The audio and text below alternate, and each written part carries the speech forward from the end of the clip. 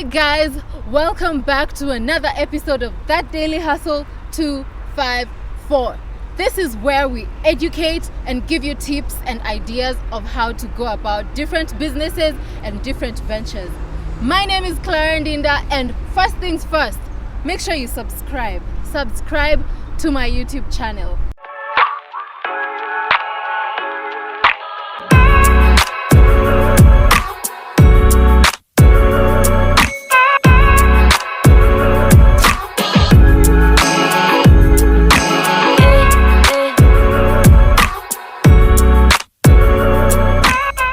Episode, we are going to be interacting with Boniface Mwangi, an agripreneur and the founder of Green and Grain Harvest Ventures.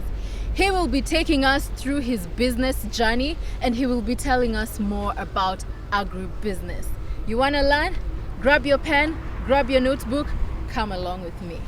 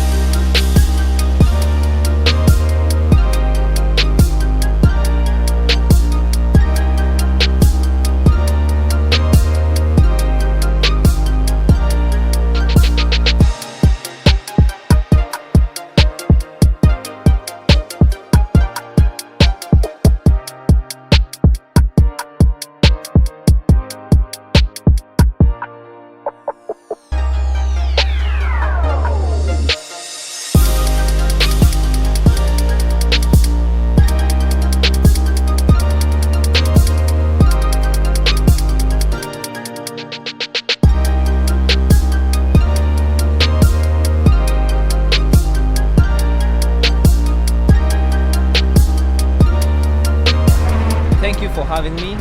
My name is Boniface Mwangi. Welcome to Kiambu County, county number 022. This is where we are at Kabete constituency, near the market of Wangige and some farms. I'm passionate about agriculture. I'm passionate about food production and food marketing. That's why we are here. And this is my journey.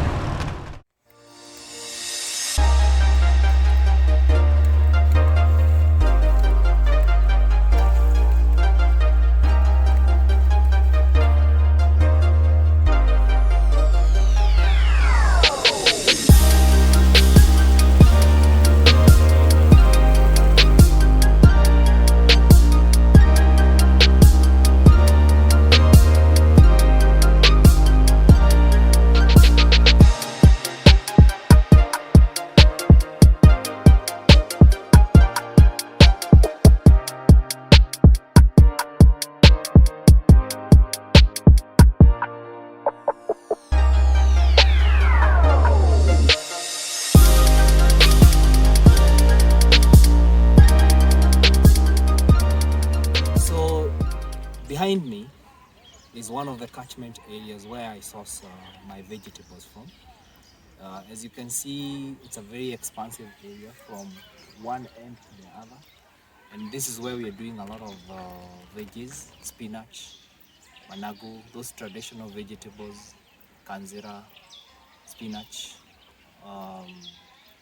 the sukuma wiki, and it has everything.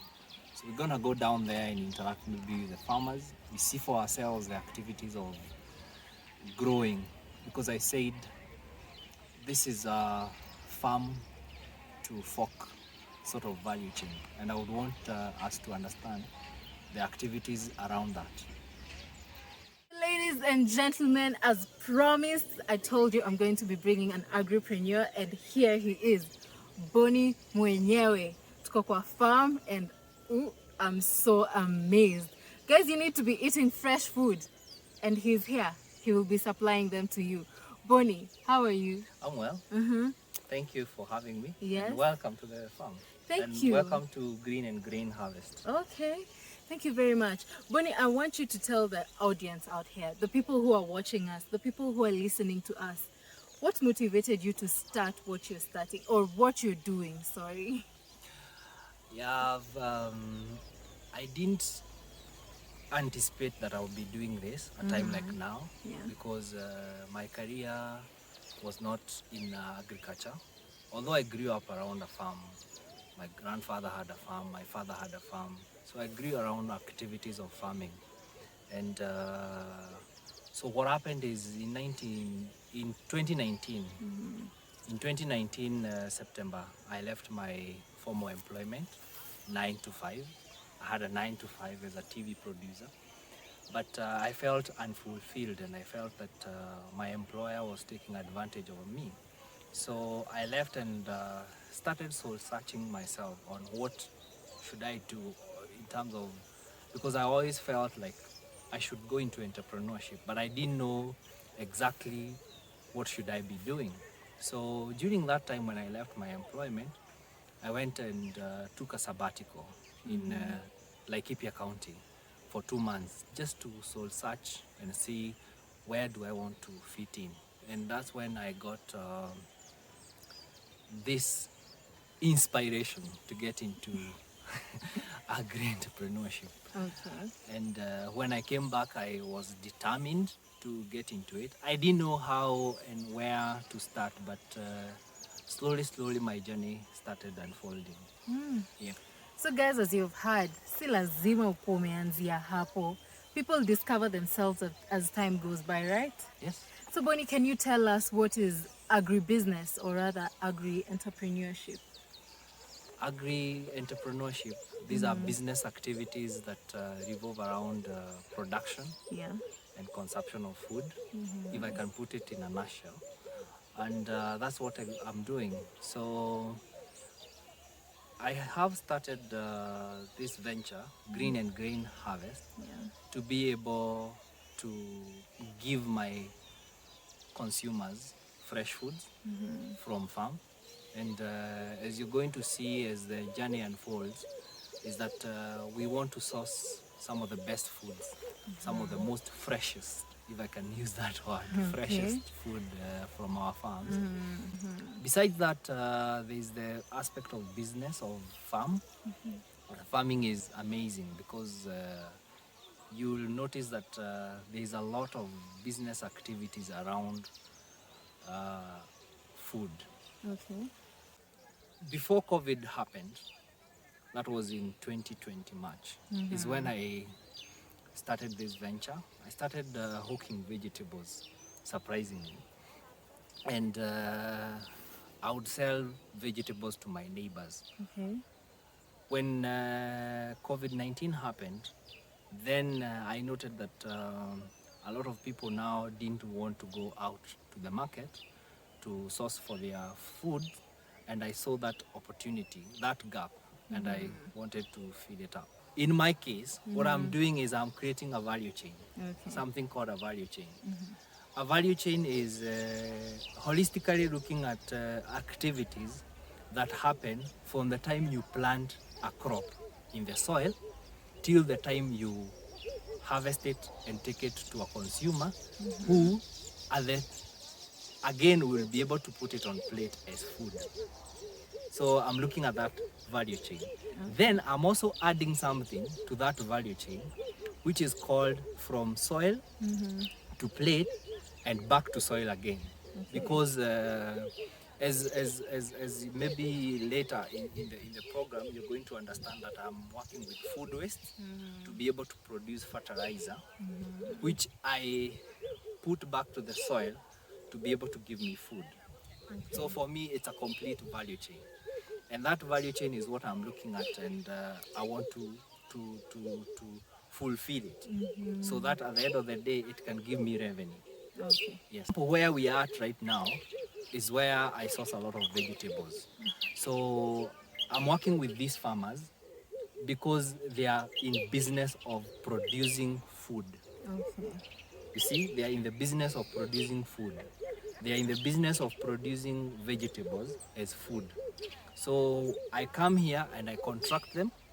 I'm able to buy whatever they have grown, and I'm able now to take that, what they have grown, to my consumers, who are my customers. Yes. Okay. Many people want to become agripreneurs, but they don't know how to start. What are the few basic things that one needs to start this venture? The first thing you do is you have to identify a market need. That market need is what makes you understand if whatever I'm going to sell at the end of the day has a market. Because if you don't have a market, if whatever products I have or services I have don't have a market, then it means I will not be in business. So the first thing is to identify a market. So I gave you a very good example and a very good experience that I had in 2020 when COVID happened. When COVID-19 struck and the country started experiencing lockdowns, there were even at some point when we had markets, the wet markets where we source our foods from, getting closed down. So I saw my neighbors struggling because they don't want to get out. Some of my customers are young mothers who have young small kids. They don't want to go out And expose themselves. So I identified that there is a gap, there is a market gap, there is a market need in going out there and sourcing food for them. The other thing is the question of capital. Capital, business licenses. Yes, you know. you need all those things. Yeah. So that first of all, you need to protect yourself legally. So like now my business is a registered business, Green and Grain Harvest Venture. That's a step that I had to take, and it's not expensive to register. Really? It's only 1,000 shillings. Really? And you can do it online. Okay, I didn't know. Yeah. You can do it online. You don't have even to go into any office. You just go to your e-citizen and you go through the process and you have a certificate. At the end of the day, that covers you legally. Now I've graduated from just selling vegetables. I'm selling a full food basket. Okay. Which is, a component of vegetables, tomatoes, potatoes, other things that you need on a daily basis. Yeah. So I sell you a food basket that takes you a longer time. Even when you purchase, it takes you like 3-4 weeks. Yeah, so that you minimize the trips of going to the market. So I need a whole year supply of a full year supply of foods, fresh foods from farm. So to make sure that I have that supply, that's why I'm working with even farmers. And I'm also working with the markets, wet markets. Yeah. So as you're going to showcase, us going to Wagige market, where we source things like tomatoes. We have someone who is giving us a steady supply. We are working with Farmworks. We have partnered with them and they are giving us a full supply of a whole year to make sure that there is no time. Of course, there is a price adjustment. Sometimes the prices shoot. So if the price shoot, I pass the same to my consumer. Okay. So I inform them that probably we were buying it at this price, now it has gone up to this. But also you have to balance so that you don't lose your consumer. So it's a delicate balance. Yeah. So as we come to the end, I want you to talk to young people out there or people who feel like agribusiness is something they really want to do. Talk to them and tell them something, motivate them, tell them, just give them something. What I would tell young people is that don't get afraid to get dirty. You see, the work I do is a dirty work. It's involved going to the farm. You've seen how we do it. The farmers, you're getting yourself dirty.